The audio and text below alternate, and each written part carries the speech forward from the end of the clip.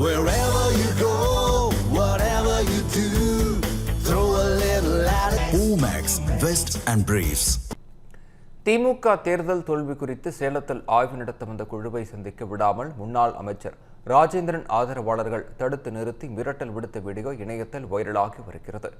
தமிழ்நாடு சட்டமன்ற தேர்தலில் திமுக தோல்வியை தழுவி எதிர்க்கட்சி அந்தஸ்தை பெற்றுள்ளது.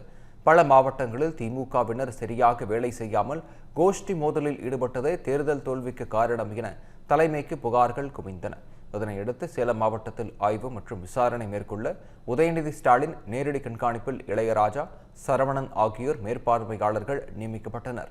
அதன்படி சேலம் புதிய பேருந்து நிறுத்தம் அருகே உள்ள வீரபாண்டியார் அரங்கில் தோல்வியை தழுவிய வடக்கு தொகுதி குறித்து ஆய்வு நடத்தப்பட்டது. இந்த ஆய்வில் பங்கேற்க சென்ற முன்னாள் நகர செயலர் ஜெயக்குமாரின் ஆதரவாளர்களை முன்னாள் அமைச்சர் ராஜேந்திரனின் தரப்பினர் தடுத்து நிறுத்தி வாக்குவாதத்தில் ஈடுபட்டனர். இந்நிலையில் இரு தரப்பினரும் வாக்குவாதத்தில் ஈடுபட்ட வீடியோ தற்போது வைரலாகி வருகிறது.